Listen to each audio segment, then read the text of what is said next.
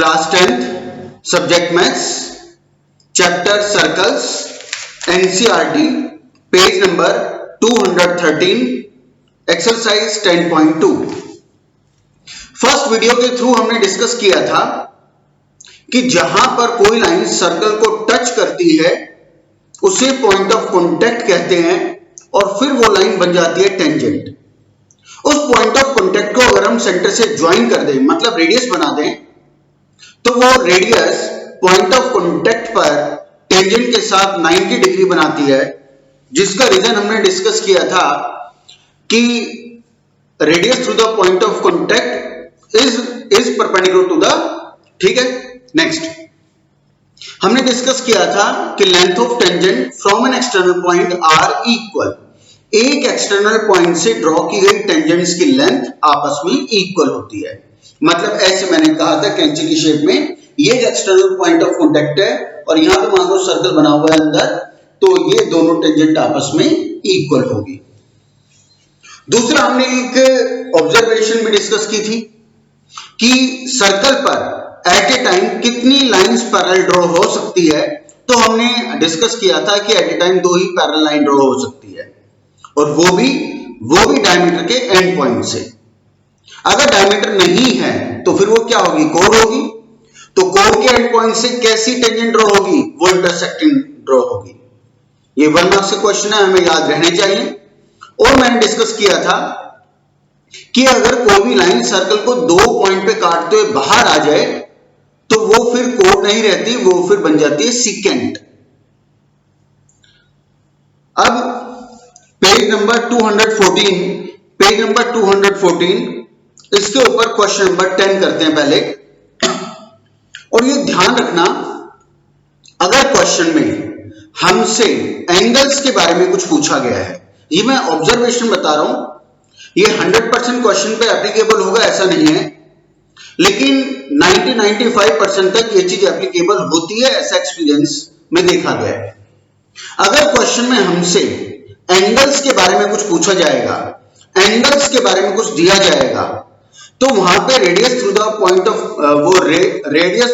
Of contact is perpendicular to the tangent, वो 90 वाला आपको कांसेप्ट यूज करना पड़ेगा। अब ये जरूरी नहीं है कि इस क्वेश्चन में हमें वो सेंटर और पॉइंट ऑफ कांटेक्ट को ज्वाइन करके दे, मतलब रेडियस टेंजेंट के साथ बना के दे, ऐसा जरूरी नहीं है कि उस चीज की वो क्वेश्चन में हमें डिस्कशन दे या वो फिगर में हमें ज्वाइन किया हुआ पहले से मिले। तो हमें ज्वाइन करना पड़ सकता है, वो भी कब, जब वो एंगल्स की करेगा बात या एंगल्स के बारे में हमसे पूछेगा।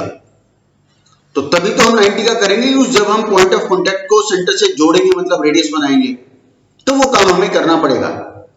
तो ऐसे क्वेश्चन जहां पर एंगल्स ना उसने दिया ना पूछा, वहां length of two tangents are equal बहुत कम यूज में आ पाता है। तो ये ऑब्जर्वेशन है, स्टार्टिंग के लिए इसको आपको ध्यान में लेकर के आना है। जैसे जैसे प्रैक्टिस बढ़ेगी वैसे वैसे अपने आप दिमाग पे सेट होता चला जाएगा कि किस क्वेश्चन में क्या देख के क्या सोचना है ये सारा एक्सपीरियंस का खेल। जितनी ज्यादा राइटिंग प्रैक्टिस होगी, जितनी ज्यादा एक्सपीरियंस होगा, उतना दिमाग इन चीजों पर फिल्टर होगा, इतनी ज्यादा हमारी उस पर्टिकुलर सब्जेक्ट पर, उस पर्टिकुलर टॉपिक पर हमारा IQ डेवलप होगा, प्रेजेंस ऑफ माइंड स्ट्रांग होगा। क्वेश्चन नंबर 10 में हमें बोला गया है, prove that the angle between two tangent drawn from an external point to a circle. पहले इतना काम हम कर लेते हैं। इसने कहा सर्कल पर एक्सटर्नल पॉइंट से पेयर ऑफ टेंजेंट ड्रॉन है, तो पहले वो काम करते हैं। ये हमने सर्कल बनाया है, ये हमने दो टेंजेंट बना दी। वो यही तो बात कर रहा है कि prove that the angle between the two tangents, tangent के बीच में तो ये एंगल है, ठीक है। चलो, prove that the angle between two tangent drawn from external point, ठीक है, to a circle is supplementary to the angle, supplementary क्या, 180, supplementary to the angle subtended by the line segment joining the point of contact at the centre. Point of contact को centre से join करने की बात की गई है। ये हमारा सेंटर, एक ये पॉइंट ऑफ कांटेक्ट ज्वाइन हो गया, एक ये पॉइंट ऑफ कांटेक्ट ज्वाइन हो गया, ये P, ये A और ये बी। तो हमें यह प्रूव करना है कि ये एंगल और जो पॉइंट ऑफ कांटेक्ट को सेंटर से ज्वाइन करने पर ये जो लाइन बनी जिसको हम रेडियस कहते हैं, इसका और इसका सम 180 है। इन दोनों को आपस में सप्लीमेंट्री प्रूव करना है। तो पहले तुम सोचो हम कैसे इसको सप्लीमेंट्री लाएं, और मेरे ख्याल से इससे आसान क्वेश्चन पूरे चैप्टर में, पूरे एक्सरसाइज में हमें मिलेगा नहीं। पूरे चैप्टर में, पूरे एक्सरसाइज में हमें इससे क्वेश्चन आसान नहीं मिलता। तो खैर अब बात करते हैं। मैंने जैसे कि अभी कहा, वो एंगल देगा, एंगल की बात अगर करेगा तो वो एंगल 90 का जरूर यूज पड़ता है। अब एंगल यूज 90 कब होगा, तो हमने देखा यहां टेंजेंट भी है तो पॉइंट ऑफ कांटेक्ट भी जरूर होगा, बिल्कुल ए और बी पॉइंट ऑफ कांटेक्ट है। रेडियस भी होगी, वो भी है, नहीं होती तो हम कर लेते। तो रेडियस भी है, पॉइंट ऑफ कांटेक्ट भी है, टेंजेंट भी, तो क्या होगा 90 डिग्री बनता है। Radius to the point of contact is perpendicular to the tangent 90। ये भी point of contact, radius, tangent 90। अब ये पूरा ए बी पी ओ क्या है, पूरा quadrilateral. A P B O क्या है, क्वाड्रिलेटरल। 4 एंगल्स हैं, 360 होगा। ये प्लस ये प्लस ये प्लस ये इक्वल 360, जिसमें से ए प्लस बी मिला के कितना है 90 90 180। 180 तो यही हो गए, बच गए ये भी कितना 180। यही हम लाना चाहते थे। तो है ना बहुत आसान, इससे आसान और कुछ नहीं हो सकता। दूसरा, ये क्वेश्चन 2 मार्क्स में आता है, उससे ज्यादा ये 1 मार्क्स में आता है। ये ऐसी कैसी कहानी एग्जाम में लिख के देगा 1 मार्क्स में, और पूछेगा इन 4 में से कौन सा ऑप्शन ठीक है। वो हमसे पूछेगा कि जो टेंजेंट का आपस में इंक्लाइंड एंगल है और रेडियस से जो इंक्लाइंड एंगल है, दोनों का सम इन 4 में से क्या है। एक ऑप्शन दे देगा 90, एक दे देगा 180, 360, 270, कुछ भी दे देगा, उसमें से एक ऑप्शन हमारा 180 होना चाहिए। तो ये एमसीक्यू बेस्ड क्वेश्चन है, हमें याद रहे। और कल की डेट में भी हमने जितना भी क्वेश्चन किया, ज्यादातर 1 मार्क्स एमसीक्यू वाले थे, जिसमें पाइथागोरस डायरेक्ट लगती है। वो तुमने देख ही लिया था कितनी स्ट्रेंथ है। अब चलते हैं इसका एक question number 9। Question number 9 important mark कर लो। जितना भी हमने टेंजेंट टू द सर्कल में अभी तक क्वेश्चन किया, उनमें से ये पहला ढंग का क्वेश्चन हम कह सकते हैं। 3 मार्क्स में, 4 मार्क्स में क्वेश्चन आता है और उतनी वर्थ भी है इसमें। Question number 9 most important mark कर लें। फिगर इसकी एनसीईआरटी में दी हुई है। एनसीईआरटी में क्वेश्चन नंबर 9 की फिगर है, लेकिन साथ में ये भी माइंड मेकअप कर लो, मोस्ट ऑफ द टाइम इस क्वेश्चन की फिगर एग्जाम में नहीं दी होती। मोस्ट ऑफ द टाइम इस क्वेश्चन की फिगर एग्जाम में नहीं दी होती, तो इसकी फिगर कैसे बननी है ये आपको याद रहना चाहिए। कहानी यही लिख के देगा, कहानी में और कोई अलग से चेंज नहीं आएगा, क्वेश्चन यही लिखा होगा, लेकिन आपको ध्यान में रहे, माइंड आपका मेकअप हो कि इसकी फिगर कैसे बनेगी। तो इसमें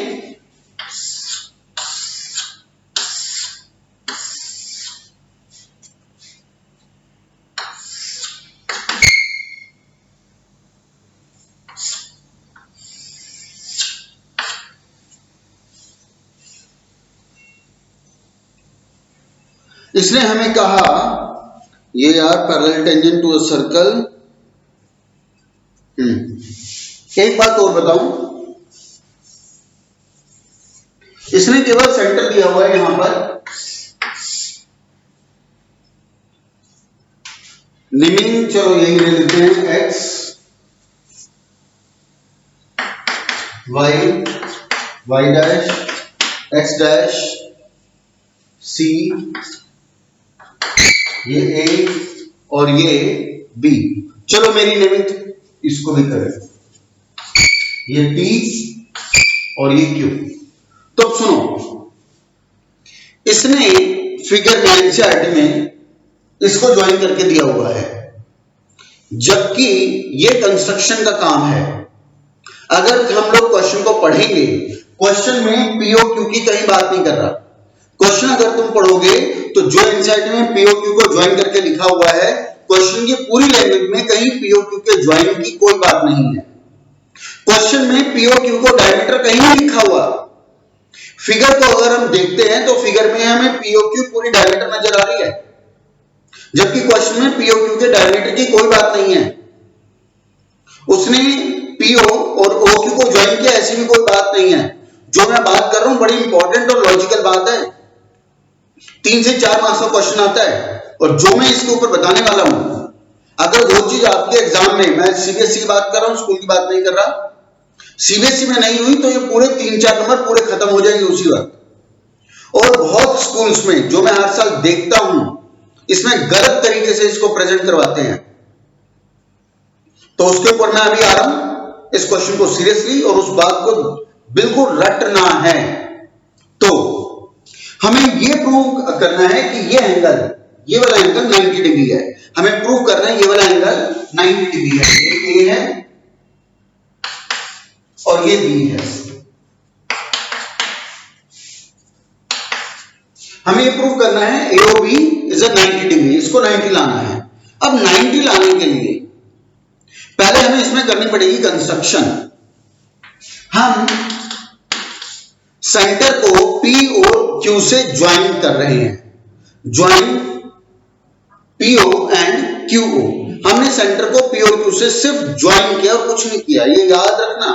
मैंने ये नहीं कहा कि PQ को ज्वाइन कर रहा हूं, मैंने ये नहीं कहा, ये नहीं सोचा कि मैं ये डायमीटर बना रहा हूं, मैंने ये नहीं कहा कि एक सीधी लाइन बना रहा हूं, मैं केवल सेंटर को P और Q से ज्वाइन कर रहा हूं। इसको लॉजिकली समझना। ये जो मेरी टिप है फिंगर की, ये मान लो सेंटर का पॉइंट है और ये चीज A और B है। मैंने केवल सेंटर को इससे ज्वाइन किया। अब जब सेंटर को ज्वाइन करूंगा तो ये ऐसे भी हो सकती है, ये थोड़ा ऐसे भी हो सकती है, ये थोड़ा ऐसे भी हो सकती है, थोड़ा ऐसे भी हो सकती है, थोड़ा ऐसे भी हो सकती है, ऐसे भी हो सकती है। हम केवल सेंटर को पॉइंट ऑफ कॉन्टैक्ट P और Q से ज्वाइन कर रहे हैं, ये सीधी लाइन नहीं बना रहे हम, और बना भी नहीं सकते हम केवल इसको ज्वाइन कर रहे हैं। अब ये जब ज्वाइन होगी तो आगे जाके 180 डिग्री सीधी भी होगी, आगे जाके 180 सीधी भी होगी। लेकिन ये लाइन सीधी है, ये लाइन डायमीटर है, इसको हमें अलग से प्रूव करना पड़ता है, जो मोस्ट ऑफ द स्कूल में करवाते ही नहीं है। जब आप लोगों के स्कूल में चैप्टर होगा या जिनके स्कूल में हो चुका होगा, वो स्टूडेंट्स मुझे व्हाट्सएप के थ्रू बताएंगे कि क्या आपकी स्कूल टीचर ने इसको सीधा डायमीटर लेकर ये प्लस ये प्लस ये प्लस ये 180 लिया। मुझे व्हाट्सएप के थ्रू बताना, क्या तुम्हारी वो स्कूल टीचर ने ये प्लस ये प्लस ये प्लस ये इसको पूरा 180 लिया हुआ है? अगर लिया हुआ है, वो बिना इसको डायमीटर बताए, बिना इसको डायमीटर प्रूव किया, तो मेरे को जरूर बताना। वो बिल्कुल गलत है। डायमीटर इसको यूज करने के लिए, सीधी लाइन 180 प्रूफ लेने के लिए पहले इसको स्ट्रेट प्रूव करना होता है। वो एक पूरा लंबा प्रोसीजर है, हम इस पर नहीं जाएंगे। मैं दूसरा तरीका कराता हूं, join PO QO and CO। मैंने सेंटर को P, C और Q से ज्वाइन कर दिया। अब देखना, अब पहले मैं ये दो ट्रायंगल लेता हूं, ट्रायंगल APO और ट्रायंगल ACO। ये दो ट्रायंगल ले रहा हूं। यहां पर इन दोनों को हम ये कॉन्ग्रुएंट करेंगे। प्रूफ कैसे? Radius of the same circle PO is equal to CO, radius of the same circle AO ये हो गया कॉमन। AP क्या है? टेंजेंट। AC क्या है? टेंजेंट, कैंची की शेप में है ना। एक्सटर्नल पॉइंट A से PA भी टेंजेंट है, AC भी टेंजेंट है, length of two tangents are equal. तो फिर रिपीट करते हैं, इन दोनों ट्रायंगल में PO is equal to CO, both are area of the same circle, PA is equal to AC, length of two tangent from an external point are equal, AO ये हो गया common. Bye CPCT हम बोलेंगे angle 1 equal angle 2। By CPCT हमने कहा angle 1 equal angle 2। हम क्यों इसको कर रहे हैं वो आगे जाके स्टेप में समझ आएगा। ठीक है, सिर्फ यहां पे आ जाओ, radius of the same circle, length of two tangent from an external point are equal, BO common, तीनों चीज ट्रिपल एस से प्रूव हो गई। बाय CPCT हमारा ये एंगल इस एंगल के इक्वल आ गया, एंगल 3 इक्वल एंगल 4। हमारा आ गया एंगल 3 इक्वल एंगल 4। कॉन्ग्रुएंसी इसकी पूरी दिखानी होगी, इसको सिमिलरली लिखा जा सकता है, इसको पूरा करके दिखाने की जरूरत नहीं है। और इसमें भी directly similarly angle 3 equal angle 4 सीधा लिखेंगे। ठीक है, चलो अब क्वेश्चन में ये आपका पहला स्टेप था। इस क्वेश्चन का क्वेश्चन में हमें दिया हुआ था कि ये दो टेंजेंट आपस में पैरेलल है, ये वाली टेंजेंट और ये वाली टेंजेंट पैरेलल है। फिर हमें बताया गया ये AB ट्रांसवर्सल टेंजेंट है, इसके बारे में हमें बताया गया ये ट्रांसवर्सल यहां पे टेंजेंट है। ठीक है, अब दो लाइंस पैरेलल है, इसको उसने खुद ही कहा कि ट्रांसवर्सल टेंजेंट है। जब दो लाइंस पैरेलल है, ट्रांसवर्सल भी है, तो वहां क्या क्या होता है, वहां कॉरेस्पॉन्डिंग एंगल इक्वल भी हो सकते हैं, वहां ऑल्टरनेट एंगल इक्वल भी हो सकते हैं, और वहां कोइंटीरियर 180 भी हो सकता है। हमें क्योंकि एंगल लाना है 90 डिग्री लाना है, तो ऑल्टरनेट हमारे किसी मतलब का नहीं है और यहां है भी नहीं, कॉरेस्पॉन्डिंग हमें चाहिए भी नहीं और यहां कोई मतलब नहीं है उसका, बचा क्या कोइंटीरियर, उसको पकड़ते हैं। तो दिस इंप्लाइज पूरा एंगल A प्लस पूरा angle B equal 180 degree. Two lines are parallel since this parallel this, ये इज द ट्रांसवर्सल। तो दिस इंप्लाइज एंगल पूरा A प्लस पूरा एंगल B इक्वल 180। नाइन्थ में पढ़ते थे, इसको हम कहते थे कोइंटीरियर एंगल्स या interior angle on same side are supplementary. तो इससे हमारा मिला angle A plus angle B equal 180 degree. Reason दे देंगे कोइंटीरियर एंगल, पैरेलल ट्रांसवर्सल सब कुछ लिखेंगे। अब अभी हमने ये प्रूफ किया कि एंगल 1 2 के इक्वल है, एंगल 1 2 के इक्वल है, तो इसका मतलब AO इस पूरे एंगल का बाइसेक्टर हुआ ना। हमने अभी ये प्रूफ किया है कि एंगल 3 इक्वल एंगल 4। अगर यहां पे एंगल 3 एंगल 4 के इक्वल आ गया, तो इसका मतलब BO इस एंगल B का बाइसेक्टर हुआ ना, एंगल B का बाइसेक्टर हुआ ना। तो बाइसेक्टर अगर हो गया तो उसके हाफ डबल सभी आपस में इक्वल होने चाहिए।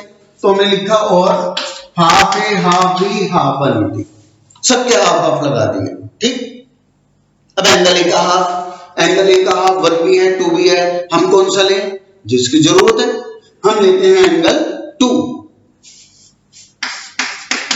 एंगल B का आधा 3B है 4B है, हम कौन सा लें एंगल 3। और 180 का आधा कितना हो गया 90 डिग्री। अब देखो एंगल 2 प्लस एंगल 3 कितने आ गए 90 डिग्री आ गया, इसको डाल देंगे number 8। Now in triangle AOB, angle 2 plus angle 3 plus angle O 180 degree, angle 2 plus angle 3 plus angle O equal 180 degree by angle sum property of triangle, जिसमें से 2 प्लस 3 का सम कितना आ चुका है ये 90 डिग्री। तो एंगल O कितने का बच गया फाइनली 90 डिग्री।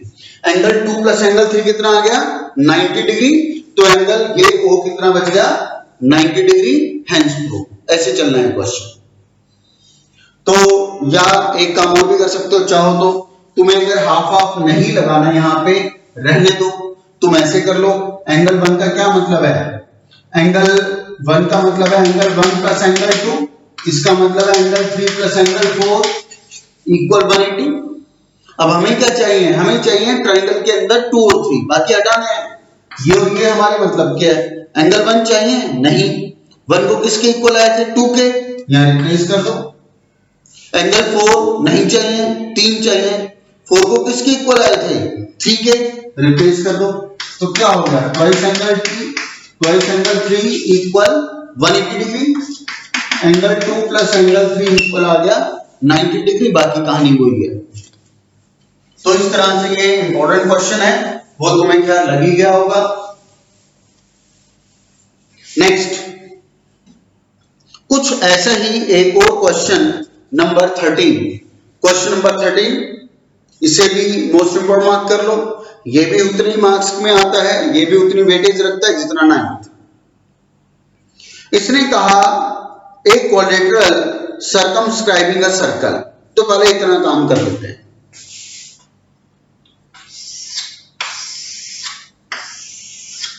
क्वाड्रेटर के अंदर एक सर्कल आ रहा है, सर्कमस्क्राइब का मतलब ये कुछ इसकी फिगर बन गई। नाम A B सी और डी। चलो, अ क्वाड्रेटिकल सर्कमस्क्राइबिंग अ सर्कल। अभी कहता prove that opposite sides of quadrilateral circumscribing a circle subtends supplementary angles at the center of the circle। कहने का मतलब ये है, ये हमारा सेंटर है, एक अपोजिट साइड पकड़ता हूं, ये इस अपोजिट साइड से सेंटर पे एंगल बनाओ, इस अपोजिट साइड से सेंटर पे ये एंगल बन गया, इस अपोजिट साइड से सेंटर पे ये एंगल बनाओ,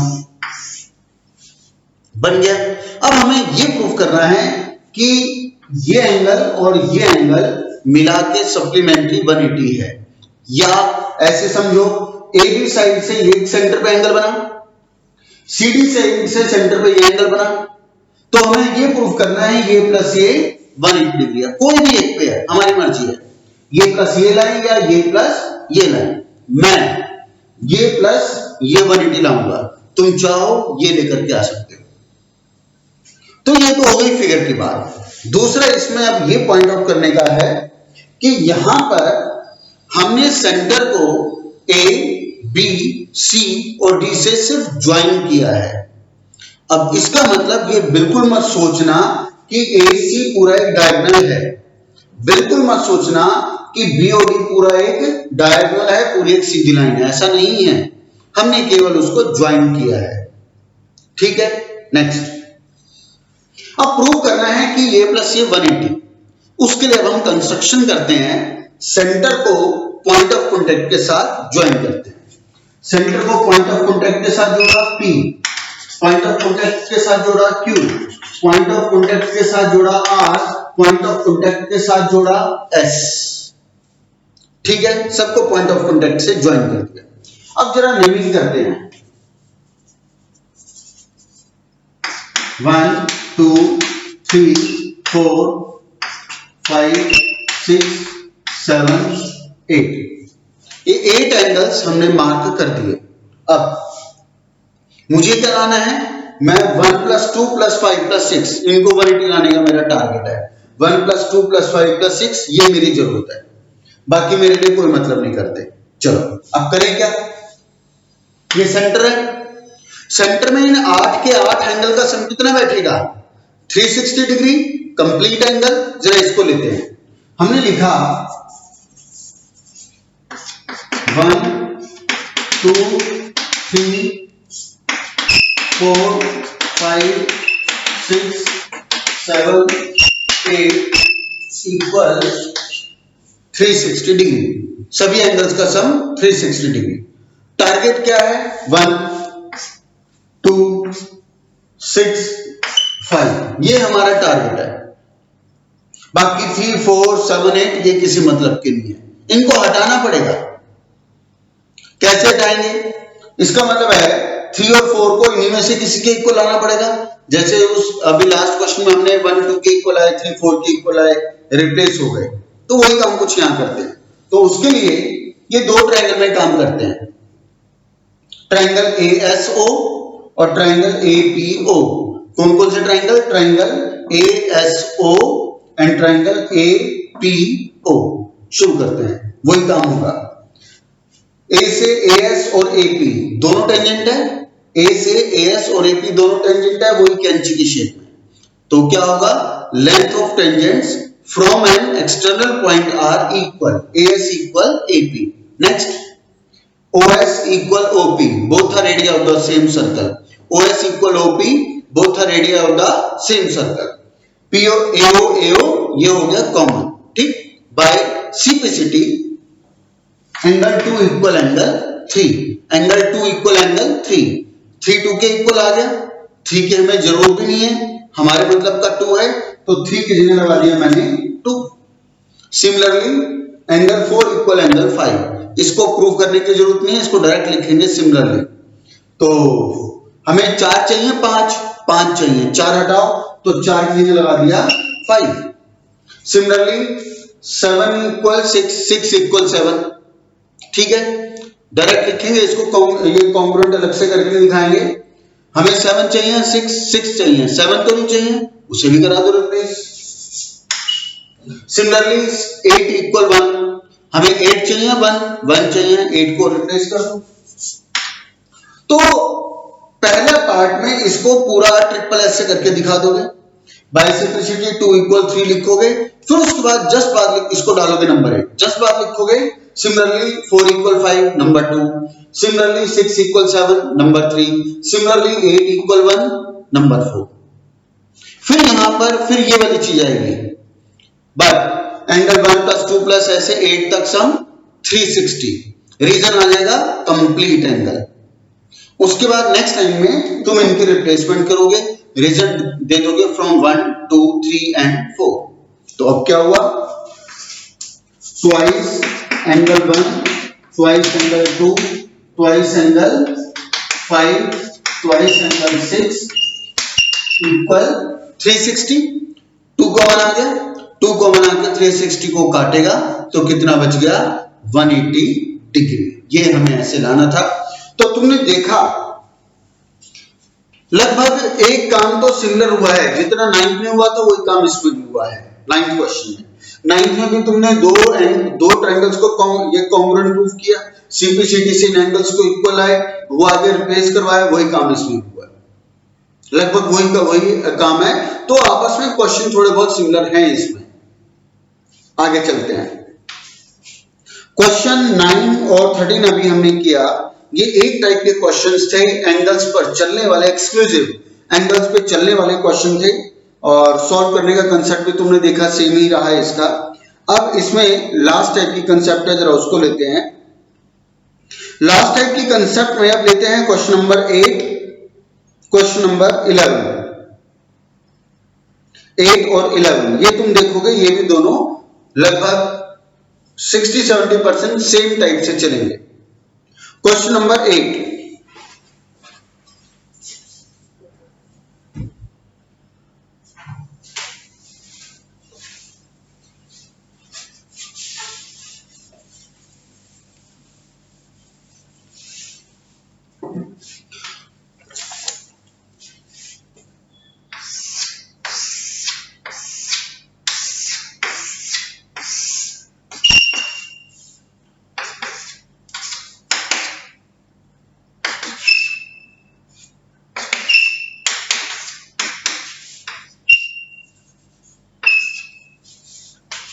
हमें इसमें प्रूव करना है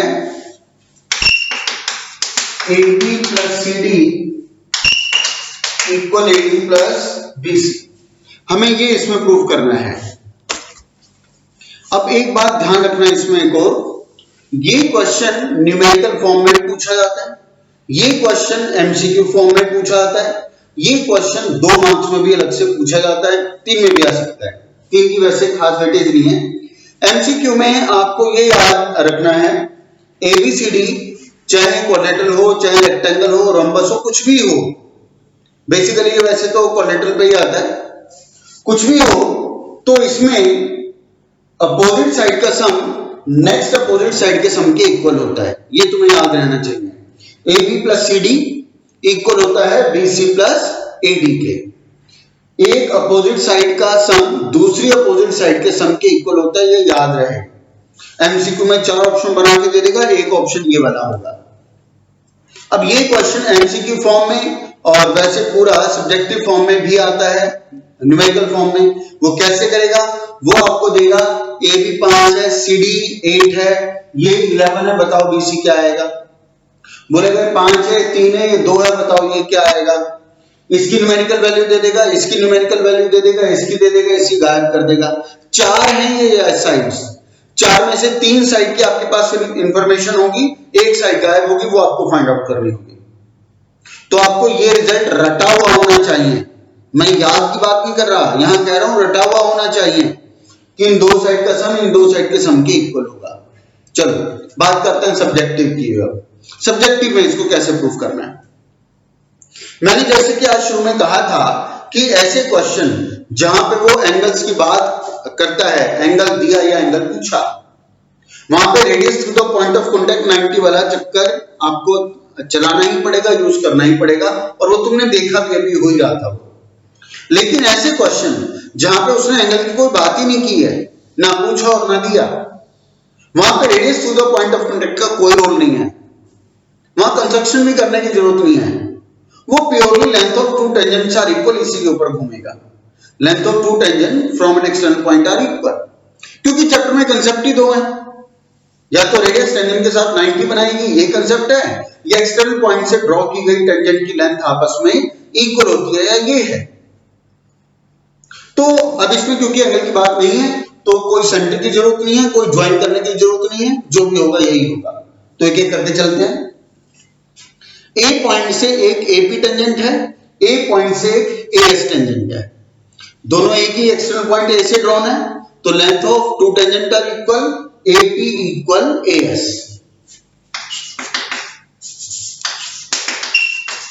एपी इक्वल एएस। नेक्स्ट आ जाओ, बी एक्सटर्नल पॉइंट से बीपी टेंजेंट है, उसी बी एक्सटर्नल पॉइंट से बीक्यू टेंजेंट है, ये भी दोनों एक्सटर्नल पॉइंट बी से ड्रॉन है, तो ये भी दोनों टेंजेंट आपस में इक्वल होगी,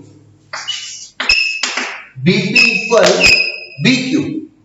नेक्स्ट आगे चलते हैं, डी एक्सटर्नल पॉइंट से एक बीसी, एक डीआर टेंजेंट और एक डीएस टेंजेंट, ये भी आपस में इक्वल होगी, length of two tangents are equal, DR equal DS. ऐसे ही C R equal C Q, वही length of two tangent are equal, C R equal C Q. तो जितनी भी टेंजेंट थी वो सारी हमारी यूज हो गई, टेंजेंट का गेम ओवर। लाना ये है, क्या हमें करना चाहिए, एडिंग 1 2 3 एंड 4, एडिंग 1 2 3 एंड 4। तो हमने लिखा AP BP DR CR equal AS BQ DS और सीक्यू। एबी कब आएगा, एपी प्लस पीबी आ गया, एबी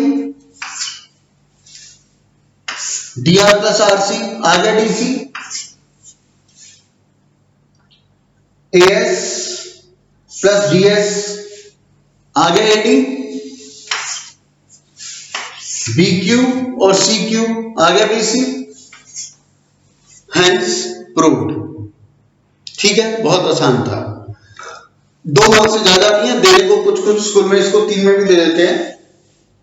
अब इसमें एक चीज तुम्हें रटना पड़ेगा, यहां मैं याद करना नहीं बोलूंगा, रटने के लिए बोलूंगा, ये चीज रटनी पड़ेगी। क्या रखना पड़ेगा, छोटा सा पॉइंट है भाई, length of two tangents are equal होते हैं, ये हमें पता है, एपी इक्वल एएस होता है। ठीक है, अब हम इसको एपी इक्वल एएस लिखें या एएस इक्वल एपी लिखें, कोई फर्क थोड़ा ना पड़ेगा कि हमने प्रॉपर्टी में कुछ गलत किया है, प्रॉपर्टी तो वो ठीक यूज की है। हम एपी इक्वल एएस बोल दें या AS equal AP, length of two tangent equal ही तो बता रहे हैं हम। ठीक है, लेकिन इस क्वेश्चन में थोड़ा सा फर्क पड़ेगा। तुम नोटिस करो, मैंने जानबूझ के एबी साइड के एपी और पीबी को एलएचएस में रखा हुआ है, बीसी के डीआर और आरसी को एलएचएस में रखा हुआ है, बीसी और एडी के जो पार्ट से जो ये पीसेस थे, टुकड़े थे, उनको मैंने दूसरी साइड रखा हुआ है। ये मैंने जानबूझ के किया है, मैंने इन दोनों अपोजिट साइड के टुकड़ों को एक साइड रखा है, दूसरी अपोजिट साइड के टुकड़ों को दूसरी साइड रखा है। अगर मैं जैसे ये इक्वल ये बोलो या ये इक्वल बोलो, length of two tangent equal बता रहे हैं। अब मैं अगर इसको यहां पे मैंने जैसे लिखा है BP equal BQ, BP equal BQ, अगर मैं इसको कर दूं बीक्यू इक्वल बीपी, यहां पे कुछ गलत थोड़ी ना है, length of two tangent equal बोलना होता है, वो मैंने यहां पे बोला है। लेकिन अब ये देखो, जब आप इसको प्लस करोगे तो क्या बीक्यू इनमें से किसी के साथ प्लस होकर के आपको एडी दे देगा? क्या बीपी हमने यहां पे दिखाया है, तो क्या ये बीपी इनके साथ प्लस होके बीसी या एडी बना देगा? बिल्कुल नहीं बना पाएगा। इसलिए हमें ये बात अब रटनी है इसके अंदर कि इनके पीसेस को एक साइड रखेंगे और इनके पीसेस को दूसरी साइड। अब वो हमारी मर्जी है कि इनके पीसीस को एलएचएस में रखें या इनके पीसीस को एलएचएस। कंडीशन केवल ये आपको करनी है कि अपोजिट साइड के पीसीस को आप किसी भी एक साइड रखो, दूसरी अपोजिट साइड के पीसीस को दूसरी साइड रखो, वो साइड डिसाइड करने का हमारा काम है। ठीक है, ये इतना क्वेश्चन था। इसके बाद अब आ गया क्वेश्चन नंबर 11। क्वेश्चन नंबर 11 इसे भी मोस्ट इंपोर्टेंट मार्क कर लो। क्वेश्चन नंबर 11 क्वेश्चन नंबर 8 का एक्सटेंशन है। क्वेश्चन नंबर 11 क्वेश्चन नंबर 8 का एक्सटेंशन है, इसलिए एग्जाम में सब्जेक्टिव फॉर्म में क्वेश्चन नंबर 8 नहीं पूछा जाता है, हमसे क्वेश्चन नंबर 11 पूछा जाता है और काफी पूछा जाता रहा है। तो इसको देखते हैं।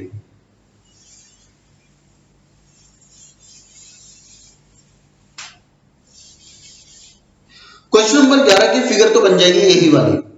इसने हमें कहा कि पैरेललोग्राम सर्कमस्क्राइबिंग अ सर्कल, ऊपर वाले में एक क्वाड्रिलेटरल 8th क्वेश्चन में क्वाड्रिलेटरल एक सर्कल को सर्कमस्क्राइब कर रहा था। इसके अंदर एक पैरेललोग्राम सर्कल को डिस्क्राइब कर रहा है। तो मान लो ये एबीसीडी मेरा पैरेललोग्राम है, फिगर यही वाली चल जाएगी।